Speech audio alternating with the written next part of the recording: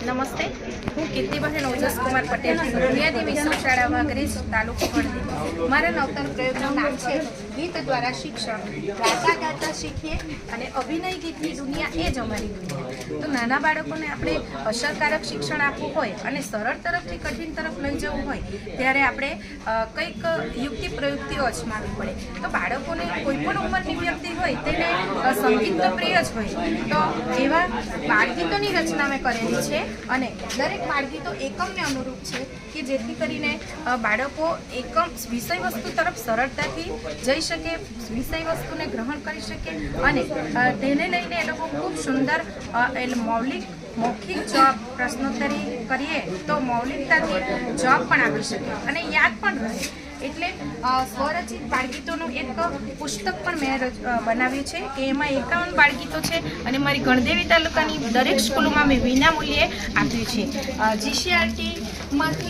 જીસીઆરટીના online તાલીમ મોડ્યુલમાં પણ મારા એક બાળગીતનો વિડીયો પસંદગી પામેલો છે અને આ જ ઇનોવેશન મેં દર વર્ષે ઇન્ટરનેશનલ કક્ષાએ 5 વર્ષે યોજાતા IIM અમદાવાદમાં પણ મેં મારું આ ગીતનું જ ઇનોવેશન રજૂ કર્યું છે અને મને ખૂબ સુંદર સારું પરિણામ મળ્યું છે. બાળકો ખૂબ સારું લેખન વાંચન ગણન પણ કરી શકે છે અને ધોરણ 1-2ની જે અધ્યયન નિષ્પત્તિ છે, બાળકો સાદા કવિતાઓ, જોડકણાઓ, ગીતો ગાય છે, સાંભળે છે અને માણે છે.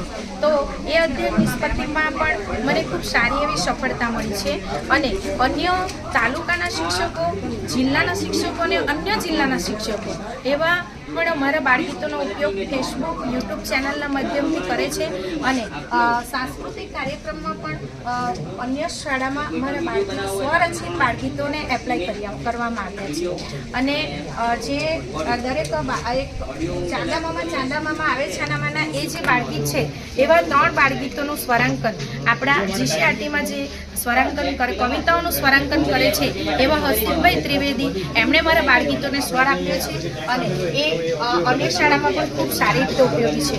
દરેક વિષય વસ્તુને શીખવા માટે ફળો વિશે શીખવાનું હોય તો હું બાળકોને પહેલાં ફળ ખવડાવું છું, તેનું સ્વરચિત ગીત બાળકોને ગવડાવું છું એટલે બાળકોને પણ રસ પડે છે અને મારું સ્વરચિત ગીત છે એટલે મને પણ રસ પડે છે અને આ નવતર પ્રયોગ મારો શાળામાં હાલ ચાલુ છે અને હંમેશા ચાલુ રહેશે. અસ્તુ.